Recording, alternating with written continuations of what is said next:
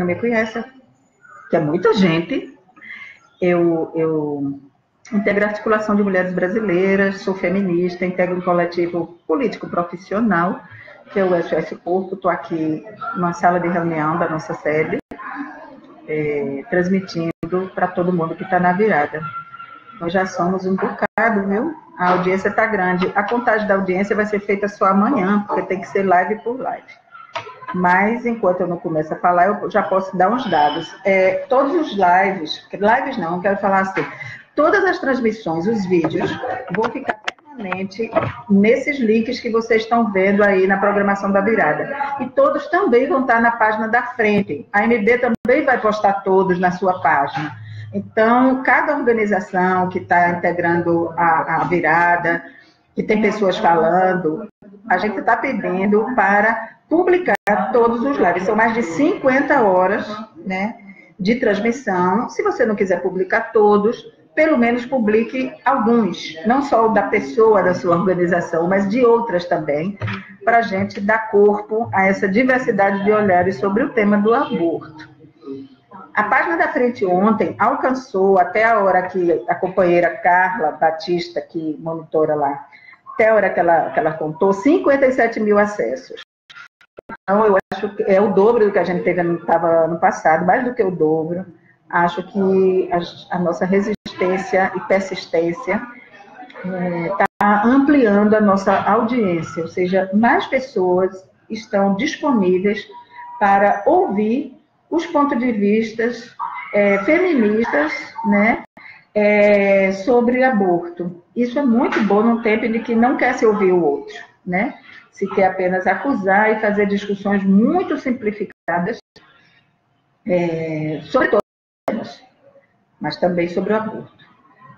Acho que o crescimento da audiência é um crescimento da abertura para o debate, que era tudo que a gente queria, né? O ambiente moralista, conservador, fundamentalista estava turvando a possibilidade de debate.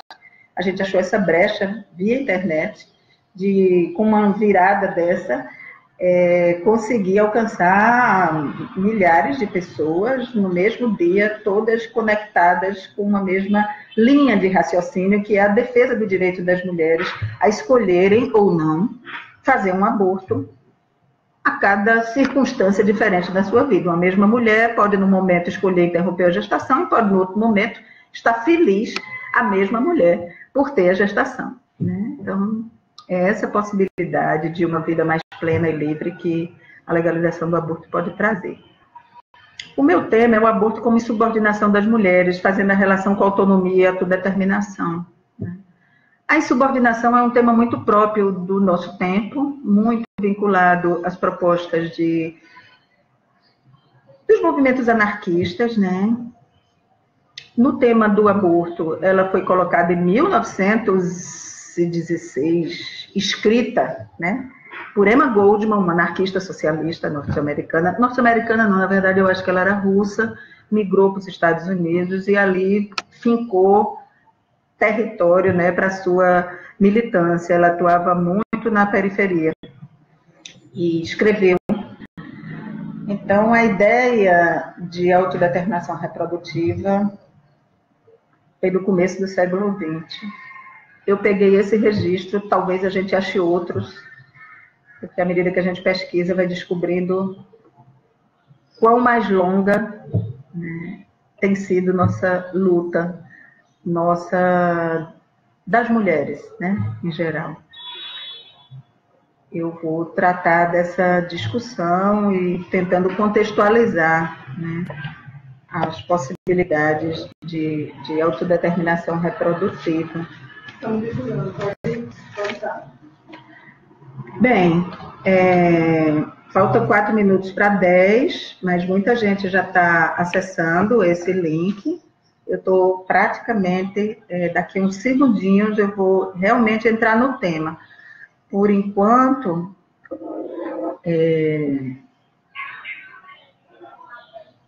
estou mais ou menos explicando como vai indo essa virada e o seu objetivo, né? Eu sou Silvia Camussa, sou feminista, no meu Face eu me apresento como feminista de esquerda e nordestina. Foram formas que eu encontrei para confrontar o eixo, né? Tudo é muito centralizado em algumas regiões, tudo é muito centralizado entre os homens, né? E um pensamento antifeminista hoje forte. Então, eu sou isso. Integro a Articulação de Mulheres Brasileiras, integro o SOS Corpo.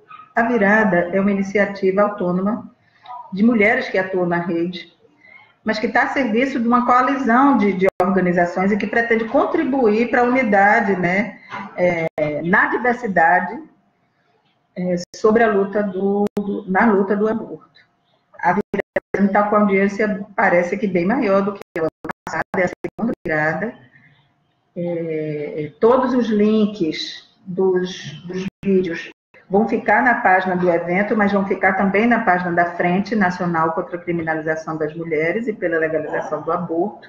São mais de 50 horas de transmissões, e se você não acompanhar tudo hoje, que certamente não vai fazer, pode acompanhar ao longo das semanas e baixar para você até algumas coisas que podem servir como material didático. Eu queria também anunciar, nesse primeiro começo, quando as pessoas estão entrando aqui no link para assistir, que o Sync Yoga está lançando um material sobre dúvidas frequentes sobre aborto.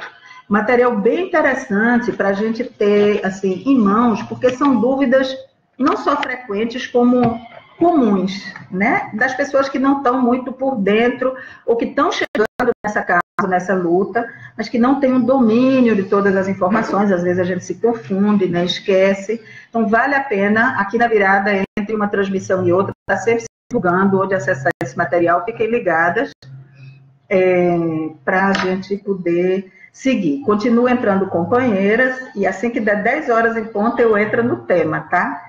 O meu tema vai ser a questão da insubordinação. Por que eu escolhi esse tema? Porque mais sobre a história do Brasil, e eu vou daqui a pouco recuperar outros momentos, a gente está sofrendo uma ameaça de criminalização muito grande. E a gente não vai poder obedecer essa lei. Se a gente perder todo e qualquer direito ao aborto, a gente não vai poder obedecer isso, né? A gente vai ter que manter nossa subordinação e seguir nossa vida, ao mesmo tempo que faz a luta política. Então, eu quis pegar esse tema aí. Também porque eu acho que a gente precisa resgatar um pouco os processos de criminalização, contextualizar. Às vezes nos escapa a perspectiva histórica das forças políticas. Hoje a gente vê bem claro quais são as forças que estão tentando nos criminalizar. Em outros momentos, nem sempre a gente viu. Então, eu vou dar uma resgatada nisso também. São 10 horas, estou começando então minha transmissão. Bom dia quem já chegou, bom dia quem está chegando. Qualquer comentário vocês me escrevam e eu vou tentar comentar de volta ainda na transmissão.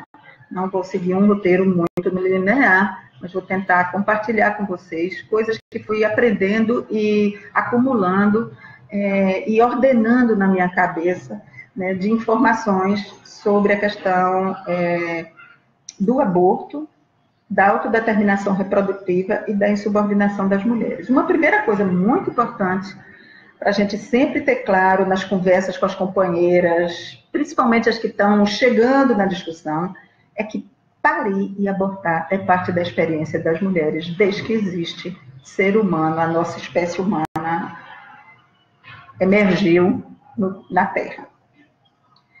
Boa parte das gravidezes terminam em aborto espontâneo, mas as mulheres também fazem aborto provocado. Há muitos e muitos anos, em todas as partes do mundo, é uma experiência universal. Engravidar, parir, abortar de forma espontânea ou de forma provocada. Também é uma experiência universal a tentativa de evitar engravidar ou atrasar o momento de engravidar ou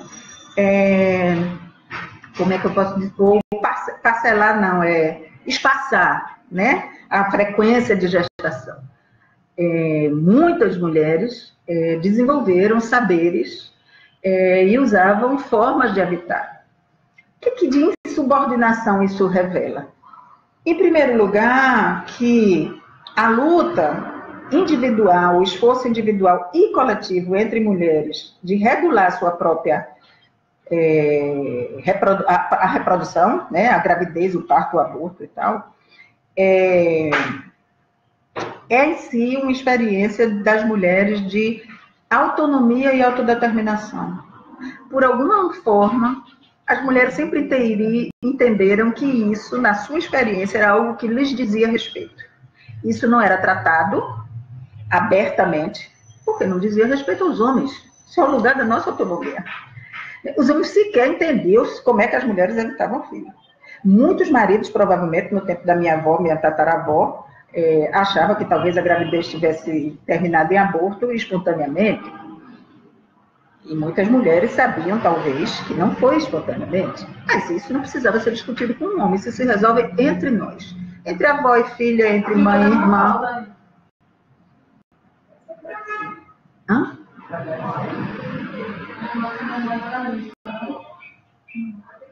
Parece que a nossa internet caiu. Alguém que está me vendo pode responder? Oi, tudo bom? Cadê vocês? Se alguém me disser oi, tudo bom? Tem 25 pessoas me assistindo nesse momento. Não, tem 103 pessoas me assistindo nesse momento. Desculpa, eu não sei fazer as contas.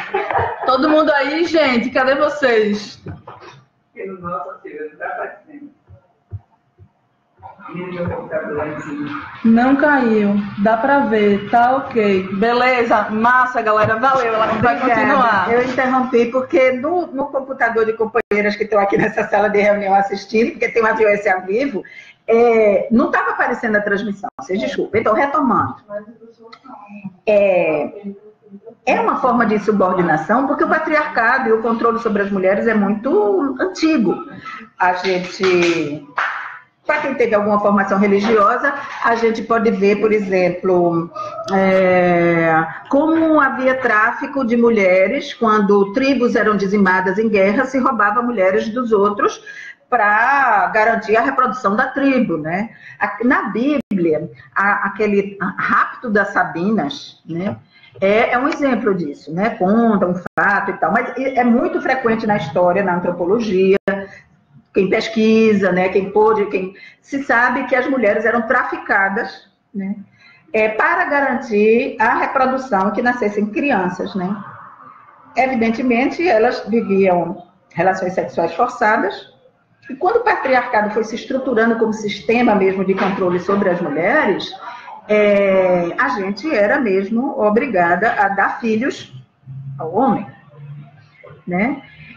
As que não davam filhos, inclusive, eram consideradas de menor valor, né, para uma união, que naquele tempo não era exatamente o casamento burguês, que só veio aparecer já com o Estado.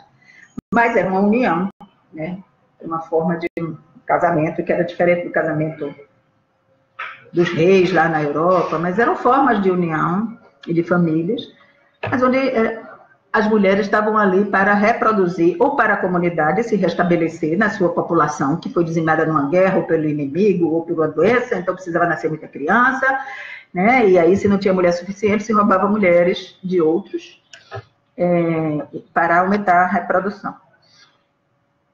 Aqui no Brasil tem registros, por exemplo, de índias guaranis, que os jesuítas ficavam lá pelo Mato Grosso, ficavam assim assustados. Por que elas tinham só 4 filhos em média, quando na Europa a média era de 12?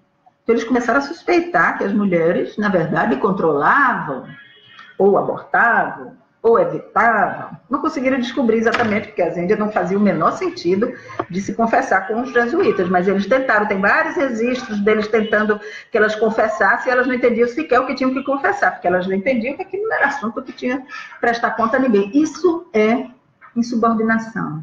Ou seja, a ordem patriarcal já estava estabelecida em diferentes partes do mundo, seja pela colonização, seja pela estrutura da sociedade, da tribo, ou seja o que for, mas as mulheres não se subordinavam inteiramente a elas.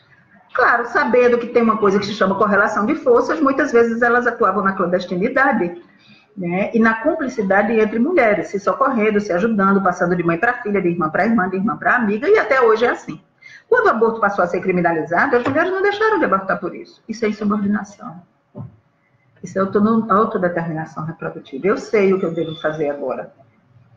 Emma Goldman, em 1916 ou 17, deixou impresso uma primeira opinião sobre autodeterminação reprodutiva. É muito lindo, eu sou incapaz de repetir aqui, mas a frase mais bonita que ela diz é assim: não importa o que me prendam, não importa o que me persigam, não importa o que me acuse, eu seguirei fazendo minhas escolhas e não respeitarei essa lei, porque o que eu quero é uma maternidade livre e uma infância feliz e amorosa, alguma coisa assim. Ou seja, ela associava a autodeterminação das mulheres também com a possibilidade de crianças nascerem acolhidas por suas mães e não serem geradas em processos de sofrimento porque não eram desejadas, né?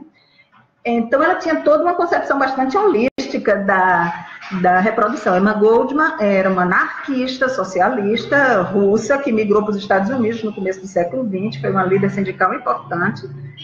E ela fazia um trabalho de insubordinação, porque além de fazer a luta pela legalização e contra o controle das mulheres não parir, né?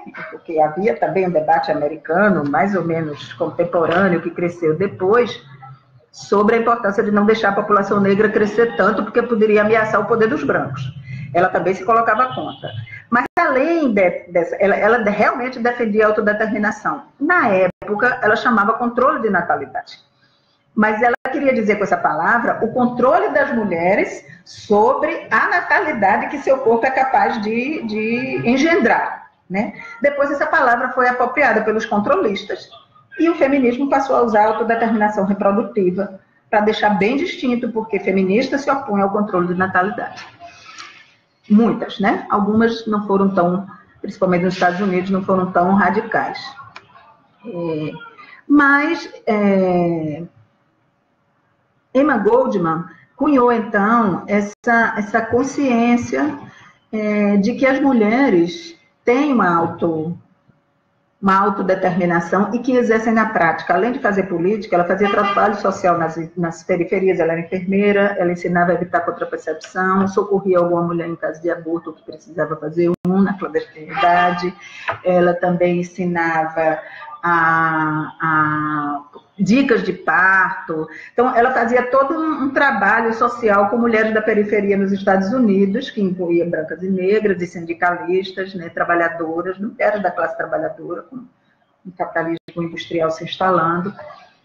E é uma das primeiras referências que eu quero resgatar hoje aqui, né? Quem quiser pode procurar na internet. Tem pessoal anarquista, as feministas anarquistas hoje têm republicado Emma Goldman. Então, a ideia de autodeterminação reprodutiva foi reelaborada em outros momentos ao longo do século XX.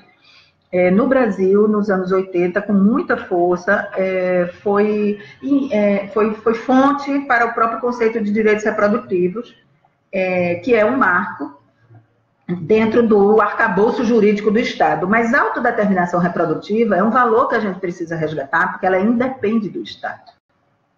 Ela tem a ver com o ser, com o sujeito. E ela leva a uma insubordinação. A gente não precisa obedecer leis injustas.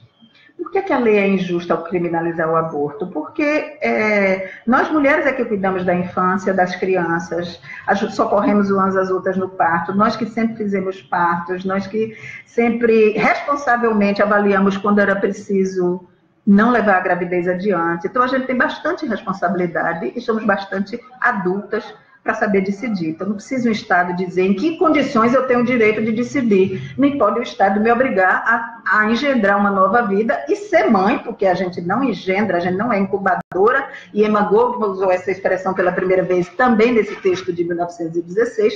Nós não somos incubadora que gerando o filho e deixamos pelo mundo. A gente, de alguma forma, é obrigada a se responsabilizar por eles, porque os homens se desresponsabilizam. Então, a gente tem mais do que experiência a saber o que é defender a vida e cuidar de uma vida, e por isso nós temos legitimidade de decidir qual é a lei melhor, se é que precisamos de uma. Bem, dito isso, vamos ver como é que o Brasil se relacionou com a nossa autodeterminação. A autodeterminação reprodutiva das mulheres foi criminalizada no Brasil em 1940. Até então não era crime, não estava no Código Penal. As mulheres faziam a prática e ensinavam umas para as outras. Isso era um assunto de foro íntimo, não era tornado público. Quem quisesse julgar mal, julgasse, mas ninguém criminalizava ou corria qualquer risco. O que estava o Brasil em 1940? Na ditadura de Vargas, chamado Estado Novo. A Era Vargas no Brasil é dividida na história em 3 fases. A terceira fase desse período é o Estado Novo e a ditadura. Getúlio Vargas fechou o Congresso e governou por uma ditadura civil. Essa lei do Código criminaliza a autodeterminação das mulheres em 2 aspectos. O primeiro é que torna aborto um crime, certo?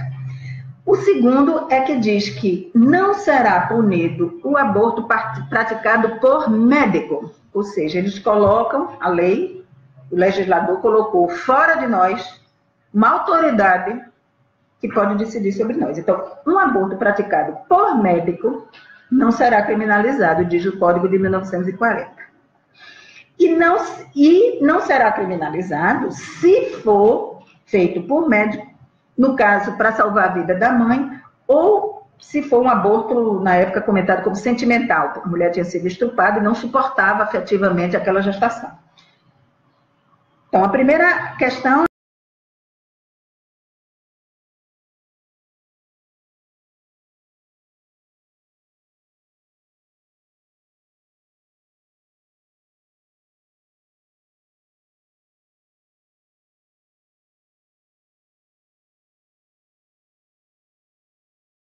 A conexão dessa nossa internet.